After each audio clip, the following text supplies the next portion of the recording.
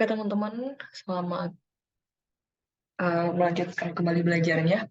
Ini buat materi kedua, itu kita masih di PPT yang beta, tadi ya. Lebih lanjut lagi, ini tentang sistem matematika mineralogi. Oke, matematika atau klasifikasi mineral itu biasanya digunakan tuh adalah klasifikasi dana. Jadi dia tuh mengklasifikasikan berdasarkan kemiriban komposisi kimia dan struktur kristalnya. Dana juga membagi mineral menjadi 8 golongan. Nanti teman-teman akan lihat setelah ini gitu ya. Em, yaitu yang pertama ada namanya unsur murni atau native element. Jadi ciri-cirinya tuh dia cuma punya satu unsur kimia aja, kayak misalnya emas, perak, tembaga, arsenik, bismut, belerang, intan, dan grafit. Kemudian yang kedua itu sulfida atau sulfat. Nah, ini contohnya tadi yang native element ya, ada arsen, tembaga, emas, besi, perak, dan belerang.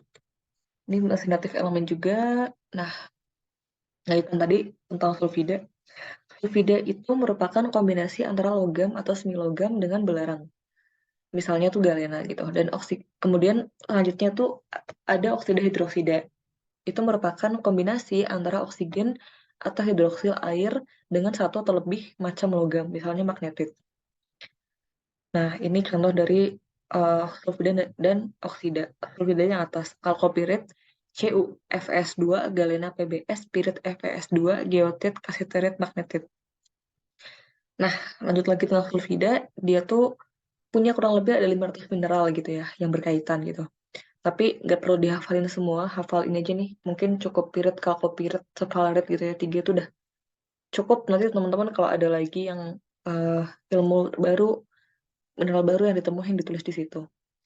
Ada pirit, Fs2, kalkopirit, CuFs2, sefalarit, ZnS. Dan secara umum, sulfida itu dibagi jadi tiga subkelompok. Ada sederhana, tiosodit, tioaksid, sama perosulfida.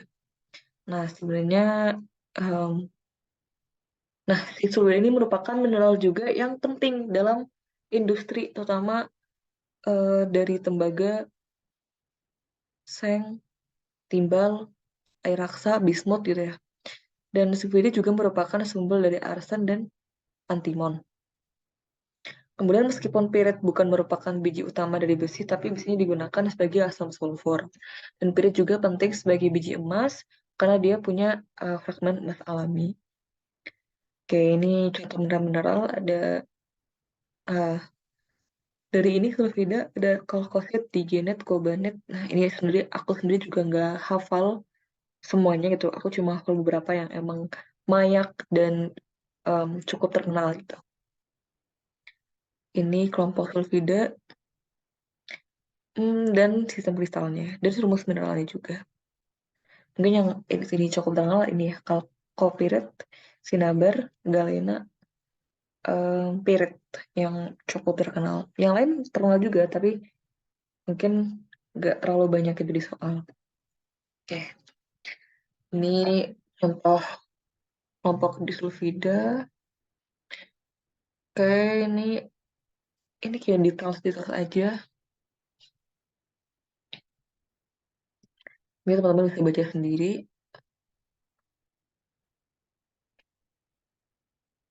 Oke, selanjutnya tuh ada sulfat. Cirinya tuh ada SO4-nya. Contohnya tuh dari PaSO4. Sulfat itu dia merupakan garam alami dari asam sulfat dan dia tuh lebih dari 200 mineral di alam dan dia tuh tidak tersebar merata di alam, tapi dijumpai mungkin di gipsum, anhidrit, dan sebagainya. Kemudian dia terbentuk secara evaporat maupun endapan hidrotermal. Oke, ini mungkin kelompokan mineral sulfat ya. Ada yang di mineral barit, BsO4, SrO4, anhidrit, PbSO4, CsO4, gipsum, CsO2H2O, dan sulfat lainnya. Intinya ada SO4-nya aja. Di bentuk barit, kemudian ada bentuk gipsum, bentuk alunit, ceredit, ceredit, vulcanit, kalkanit, dan celastit. Ada wolframit, ada krokoid, ada silit, ferberit, dan vulvenit.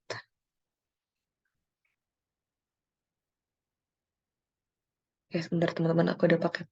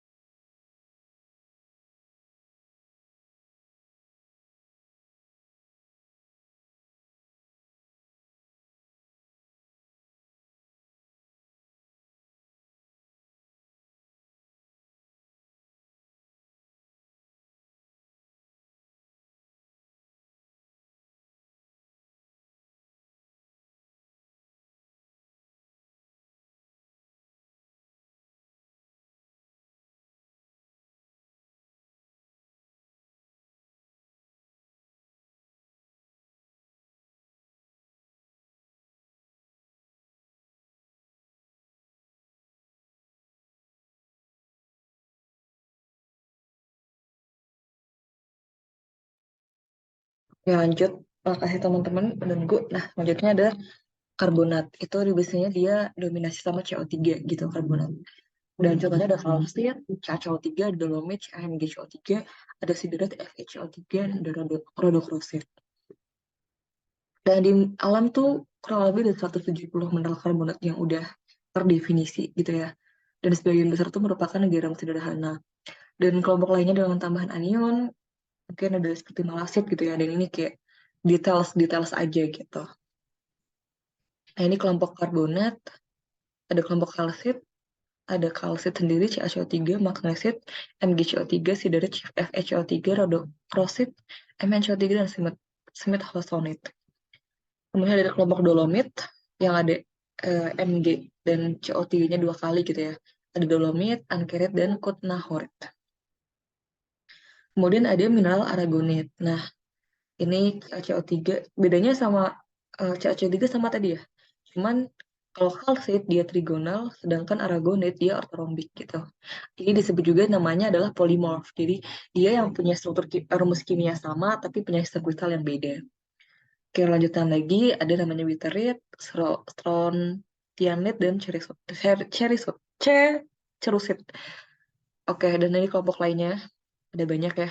Sebenarnya aku sendiri juga ya tadi aku juga sempat nggak, teman-teman nggak perlu hafal semuanya kristal sebanyak itu, cukup hafal yang inti-inti aja gitu. Dan deskripsi mineral tentang kalsit gitu, dia tuh biasanya sering mengandung Mg, Fe atau Mn, atau kalau tulis rumus lengkapnya tuh biasanya kayak gini, atau CaCO3, MgCO3, FeCO3, atau MnCO3. Kemudian kalsit juga dapat dijumpai pada batu gamping yang berasal dari kimia atau biologi. Kemudian batu gamping dan marmer digunakan untuk memproduksi lem dan semen. Ini kalsit, dia rhombohedral kristal, kemudian dia biasanya digunakan untuk manufaktur, terutama untuk semen ya. Jadi kalsit dolomit ini mungkin aku cerita dulu. Biasanya dia tuh ada di pegunungan Kars. Contohnya tuh ada di yang aku tahu ya teman-teman, ada di Gunung Kidul Yogyakarta. Mungkin teman-teman ada yang udah pernah main ke Gunung Kidul Yogyakarta. Mayoritas tanah di sana tuh putih, dominasi kapur gitu ya, kalsit dolomit gitu ya. Dan ciri-ciri kalsit dolomit tuh seperti apa sih? Jadi kalsit dolomit itu ketika teman-teman tetesin sama HCl, dia tuh akan uh, nge-freeze gitu ya, atau terbentuk ibaratnya kayak seolah-olah dia gitu, bunyi bunyi akan bunyi kayak gitu. Dan itu reaksi antara tadi CO3 dengan uh, HCl-nya gitu ya. CO3 dengan HCl-nya. Dan yang menarik juga biasanya di kalsit ini karena di pegunungan Kars nanti kita punya bentang alam sendiri namanya bentang alam Kars. Jadi biasanya di bentang alam Kars itu banyak sekali terdapat em, bawah apa ya, aliran air bawah tanah. Atau teman-teman mungkin lebih familiarnya sama gua gitu ya. Enggak ada pernah berwisata ke gua. Nah, kalau ada gua itu fix banget berarti di situ itu adalah tanahnya tanah kapur, dominan mineralnya mineral kalsit dan dolomit gitu. Dan em, itu jadi salah satu apa ya, manfaatnya itu jadi produksi semen yang cukup ampuh teman-teman kalsit ini. Tapi kalau misal si kalsit ini dia diambil secara terus-menerus, eksploitasi secara terus-menerus tanpa adanya apa ya, memerhatikan lingkungan lebih lanjut, maka ketika kalsit ataupun ini ditambang habis, itu akan merusak lingkungan gitu. Karena biasanya kalau saat ini tuh kalau setahu aku tuh kalsit wilayah pegunungan Kars itu emang udah dipaten, kebanyakan ya mostly udah dipaten untuk jadi wilayah konservasi yang tidak boleh dilakukan penambangan, kemudian tidak boleh dilakukan bahkan untuk bangun rumah di atasnya tuh sangat tidak dianjurkan ya teman-teman, karena itu bisa, kalau teman-teman bisa misal buat rumah di atas Kars, itu di situ yang pertama susah air gitu ya, kemudian yang kedua adalah rawan untuk jeblos intinya. Jadi teman-teman nggak tahu di dalamnya, di bawahnya itu dia cuma ibaratnya secuil doang atau gimana, nggak tahu di bawahnya ada gua atau enggak gitu, karena kebanyakan ya ini akan berongga berongga gitu ketika teman-teman di tempat yang bawahnya berongga, kemudian ketika bangun rumah semakin berat ya akan jeblos ke bawah dan itu berbahaya gitu. Oke, lanjut ada rhodochrosite. Ya, ini dia dominasi MnCO3, biasanya dijumpai pada endapan thermal. Ada magnesit, dia MgCO3, dan dia dijumpai pada dolostone gitu. Mineral selanjutnya itu adalah haloid. Dijadikan dengan dominasi ion halogenida. Itu seperti Cl, Br, F, sama I. Nah, itu ada contohnya ada halid, silfit, dan fluorid. Nah, ini halid. Kemudian yang selanjutnya ada nitrat karbonat borat. Itu merupakan kombinasi antara logam atau semi logam dengan anion kompleks gitu ya. Contohnya itu ada CO3 atau nitrat, NO3 borat, yang kompleks CO3 nggak ada, nitrat, NO3, borat, BO3. Contohnya tuh ada kombinasi NaNO3 niter gitu ya, yang mungkin cukup terkenal, sama ada borak. Nah, ini ada selanjutnya ada fosfat, arsenat, vanadenat. Ini intinya ada PO4-nya gitu. Contohnya ada apatit, CaFPO4, dan vanadinat Pb5, ClPO4 3 kali. Kemudian fosfat itu merupakan mineral yang tersusun oleh PO4 tadi ya. Dan strukturnya itu bermacam-macam. Dan ini juga bisa digunakan sebagai bahan utama pupuk. Nah, ini macam-macam mineral fosfat. Nah, ini mineral fosfat lagi, mineral fosfat. Nah, lanjutnya tentang silikat. Silikat itu merupakan mineral yang jumlahnya itu meliputi 25% dari keseluruhan mineral yang dikenal atau 40% dari mineral yang umum dijumpai. Dan kelompok mineral ini tuh biasanya dia mengandung Si atau O. Dan dia tuh kalau silikat tuh pasti ada banget di reaksi bauan. Semua mineral reaksi bauan tuh ada SiO2-nya. Walaupun dalam jumlah yang sedikit gitu ya. Dan mungkin kalau yang teman-teman ini sehari-hari, SiO2 kuarsa bisa digunakan untuk pembuatan gelas. Distribusi silikat ini mineral yang cukup dominan ya di bumi. Oke, ini tipe dari silikat, nggak usah terlalu dihafal, tapi cukup tahu aja teman-teman. Jadi ada tipe yang dia isolated tetrahedral, ada olefin contohnya, ada single chain, piroxene, ada double chain, ada amphibol, ada sheet, itu ada mica, kemudian ada three dimensional framework, ada feldspar. Ini juga cukup tahu aja ya, ada neosilikat, ada sorosilikat, ada siklosilikat, inosilikat gitu. Karena nggak cukup mayak gitu. Oke, selanjutnya ada nesosilikat, kelompok olefin, kelompok garnet, kelompok aluminikat, kelompok zirkon. Kemudian ada zurosilikat, ada epidot, oxoisit, dan vesuvianit. Ada siklosilikat, benitot, aksinit, dan kelompok turmalin. Ada juga inosilikat, yang kelompok piroksen. Oke, ini dunit. Dunit tuh dia adalah batuan ultra basa yang hampir 90% tuh mineralnya olivin. Makanya di warna hijau, dan olivin tuh dia menghasilkan warna hijau. Ini bahkan ada olivin gemstone sendiri. Oke, ini cantik-cantik ya teman-teman ya. Ada almandin, pirop. Nah, ada garnet, melanit, plogopit. Ini kayak ada, nah ini banyak juga. Silikat banyak ya. Nah, ini mungkin ada namanya grup zeolite gitu ya. Grup zeolite ini contohnya ada alsimin, basit, hyaluronit, dan lamonit. Ini udah cukup terkenal, tapi zeolite itu emang salah satu zat mineral yang cukup terkenal kayak gitu, grup yang cukup terkenal. Nah, ini tadi mungkin di awal juga dibahas ya, kayak kuarsa apa yang didapat ya, mungkin hardness, fracture-nya, pecahannya konkoidal, kemudian warnanya clear to white. Kemudian biasanya digunakan untuk gemstone, untuk electronical industry gitu. Ini macam-macam kuarsa, tergantung warnanya ya, kuarsa. Kemudian the feldspar, ini previewnya seperti hardness-nya di 6, warnanya white to pink, biasanya untuk keramik dan ornamental.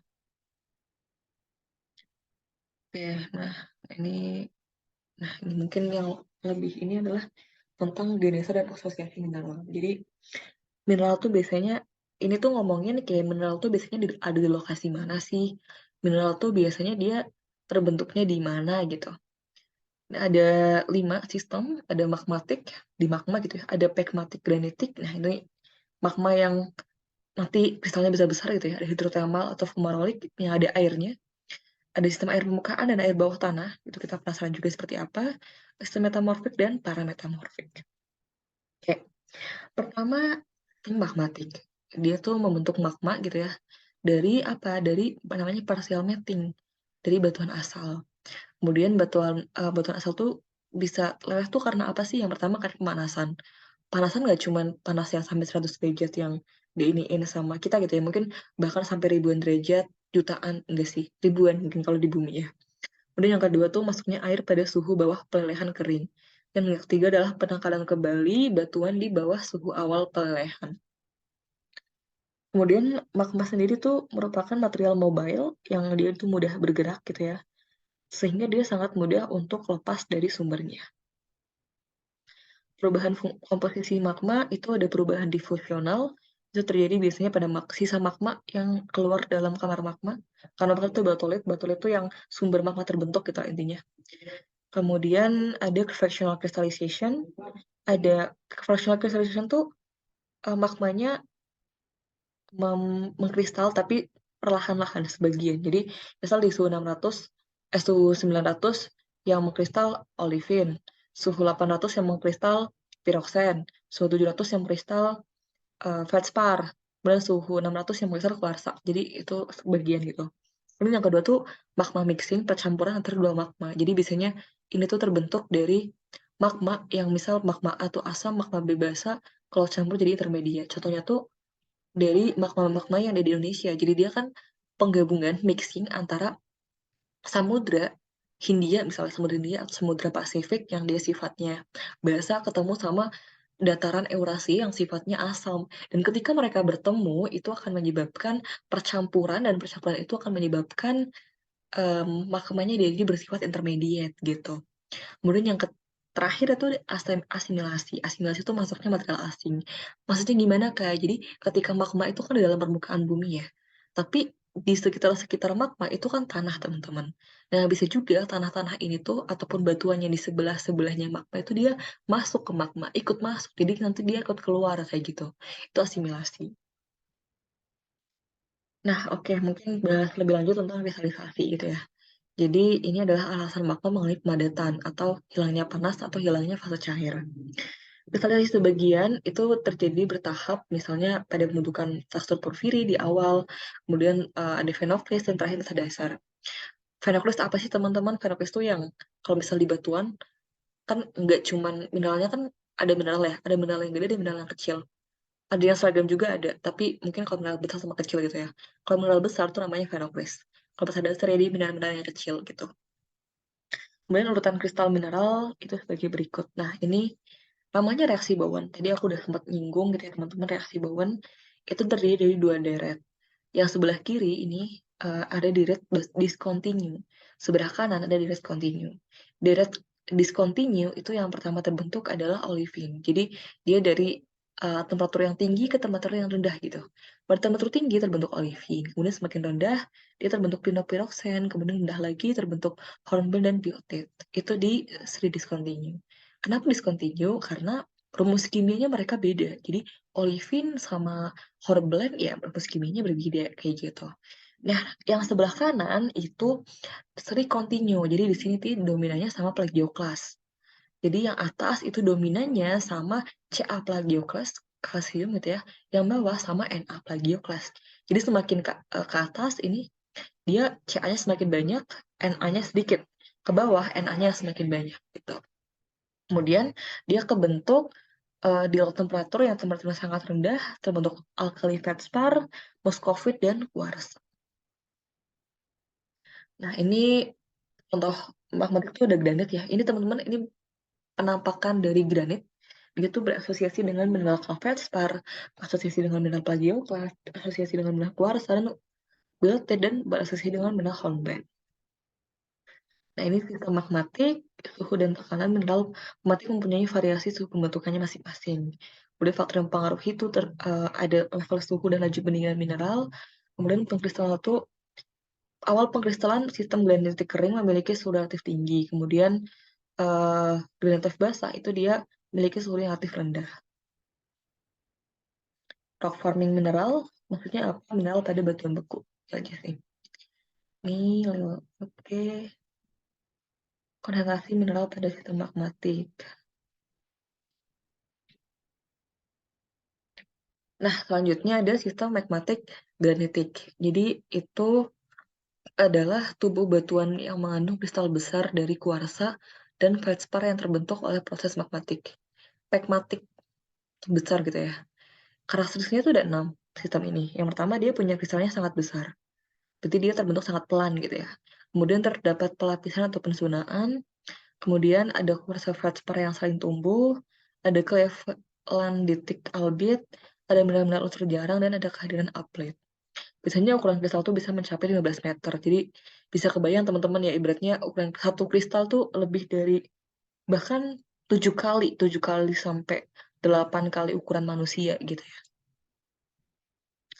Nah ini pegmatik granitik. Nih dia kristalnya sangat gede-gede teman-teman. Udah ini juga ya gede. Tapi biasanya tuh pegmatik dia tuh bawa unsur-unsur mineral jarang atau REE. Red eh red apa ya? Red elemen gitu lah intinya. Seperti ini ya cukup asing juga, aku juga cukup asing. Uranit mungkin yang nggak terlalu asing gitu ya. Dan juga mengandung kumpulan fosfat seperti fluorapit. Oke, dan berhubungan dengan cara pemadatan lelehan itu dia ada 2 macam, ada distribusi mineral itu berzona, ada yang orientasi kristal-kristal panjang. Penzonaan pada pegmatit itu terdiri atas zona basal, biasanya terisi oleh plagioklas Na gitu dan kuarsa. Zona dinding itu biasanya terbentuk dari kristal besar. Zona menengah, kristal besar atau pertit gitu ya. Ada zona inti. Ini REE. Magmatik granitit. Ya, ini contoh kristalnya yang besar banget itu. Nah, selanjutnya proses hidrotermal. Nah, ini dihasilkan oleh presipitasi larutan air panas, hidrotermal. Biasanya larutan hidrotermal itu bisa berupa air magmatik, bisa berupa air meteorik, atau air magmatik bercampur dengan air meteorik juga bisa. Gitu. Air meteorik apa sih Kak? Air meteorik itu air hujan gitu ya, bukan air dari meteor, tapi air hujan. Hidrotermal ya air yang berasal dari letusan gunung api gitu. Magmatik letusan gunung api. Nah, ini contoh mineral hidrotermal tuh kalsit dan terbentuk melalui 2 tahap yang berulang-ulang gitu ya. Ada pelarut sama presipitasi. Ini ada hot spring, travertin gitu ya. Dan biasanya mineral-mineral yang ada di hidrotermal tuh dia mengalami namanya alterasi. Apa itu ke alterasi? Alterasi itu pengubahan mineral. Pengubahan mineral biasanya tuh jadi warna putih. Jadi kan sebenarnya mereka tuh awalnya tanah biasa ya awalnya. Kemudian ketika terkena air panas, mengalami perubahan struktur mineralnya, sehingga nanti dia jadi putih. Itu udah beralterasi atau berubah gitu. Kemudian lingkungan aktivitas hidrotermal itu dapat dikelompokkan berdasarkan proses pembentukannya. Ada fumarol, ada mata air panas, ada eksalasi bawah air, ada bawah permukaan dangkal, ada vulkanik endomagnetik, dan subvulkanik. Kemudian lingkungan fumarol itu biasanya dibentuk oleh proses yang namanya sublimasi dari pendinginan gas vulkanik, sublimasi dari pendinginan gas vulkanik yang bercampur dengan udara, dan pada permukaan batuan vulkanik. Oke, ini mungkin tambang yang terbuka gitu ya, open pit mine for disseminated. Nah, biasanya lingkungan mata air panas itu dijumpai di dekat gunung api aktif. Kemudian uh, mata air panas mungkin teman-teman pernah mandi gitu ya, hot spring gitu mandi di mata air panas. Kalau di Jawa Tengah ada Guci, kalau di Jawa Barat um, Cipanas gitu ya.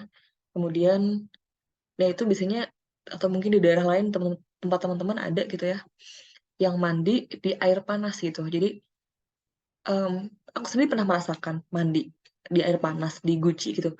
Itu emang panasnya mungkin beda gitu sama panas yang kita masak pakai air biasa. Karena selain panasnya itu, selain rasa panas ya, mereka juga bau belerang biasanya. Ya aku rasakan gitu ya.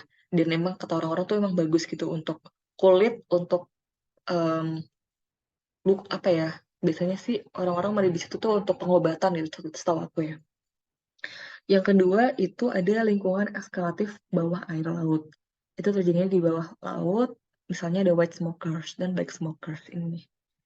Nah, sebelah kiri itu black smokers, dan sebelah kanan ada black smokers. Jadi ini beratnya ada lubang, yang bawahnya itu ibaratnya apa ya, mungkin bisa dikatakan magma gitu ya, magma tapi dia Eee, terpanaskan gitu ya dan nggak langsung mungkin nggak magma langsung, kalau magma langsung ya mungkin nanti akan naik ke atas jadi namanya, mmm, pulau gitu ya, bisa bentuk pulau, tapi ini nggak langsung karena kecil-kecil. Nah ini mungkin nih sistem jadi, rekahan-rekahan kena air terus naik ke atas, gitu. Kemudian aktivitas hidrotermal itu ada di lingkungan bawah permukaan dangkal. Ini biasanya dia punya nilai-nilai ekonomis gitu ya, banyak emas, banyak perak, banyak seng gitu. Kemudian ada vulkanik endomagnetik. Jadi, lingkungan itu menghasilkan tadi tembaga murni, zeolit, dan ametis. Kemudian lingkungan subvulkanik itu dia, asosiasi sama pluton dangkal, pluton dalam, kompleks magmatik anakteksis. Pluton apa sih, Kak? Pluton tuh ibaratnya, batuan, bukan batuan sih, magma, pusat magma gitu yang besar gitu. Tapi dia nanti jadi batu gitu kalau misal dia naik ke atas. Sistem air permukaan itu dapat dibagi jadi beberapa, ada freshwater, ada alkaline, ada open marine, ada restricted marine, dan groundwater. Oke, ini ada lakustrine di atas, ada restricted marine. Kemudian, nah, bahas dulu freshwater lakustrine itu dia biasanya rendah sama karbonat dan klorida. Tapi kalau misal ada nitrogen dan fosfor yang cukup, itu biasanya yang fauna di situ kaya sama karbonat gitu ya. Kemudian silika dalam bentuk abu vulkanik menyebabkan pembentukan diatom. Kemudian ada salin dan alkalin lakustrine. Jadi ini evaporasi air danau pada sistem tertutup atau semi tertutup. Mineral borak, ada material karbonat, karbonat juga dan fosfat, atau di open marine gitu ya. Banyak ada banyak silika juga dan chert. Chert itu dia terbentuk di laut dalam dari silika. Klasifikasi opal biasanya ini kayak buat perhiasan gitu ya. Nah, selanjutnya ada sedikit marine. Biasanya dia memiliki larutan klorida sulfat yang cukup tinggi dan membentuk gypsum gitu. Pembentukan gypsum dan anhidrit itu masing-masing memiliki, nah ini mungkin di fisika ya teman-teman belajar ini. Oke, nah metamorfik. Metamorfik itu dia memiliki suhu rendah. Contohnya ada zeolite dan prehnit. Ada metamorfik yang punya suhu tinggi. Sebenarnya ada endapan skarn sama garnet. Dan ada metamorfik pada tekanan dan suhu tinggi. Soalnya ada intan. Ini sistem metamorfik tergantung pada temperatur dan tekanan. Kan gitu ya, ada mineral pada batu metamorf. Oke, mungkin cukup sekian buat materi yang kedua. Terima kasih atas partisipasinya. Semangat belajar. Masih ada satu lagi. Ini nanti kalian lebih ke apa ya? Review materi yang tadi didapatkan. Kan tadi emang cukup panjang ya. Materinya cukup panjang dan cukup mendetail, tapi kayak intinya tuh apa gitu. Jadi harus teman-teman tahu juga mana hal yang pentingnya harus teman-teman hafal dan pelajari, mana hal yang yaudah yang penting tahu aja gitu. Oke, mungkin itu dulu dari aku. Makasih. Assalamualaikum warahmatullahi wabarakatuh.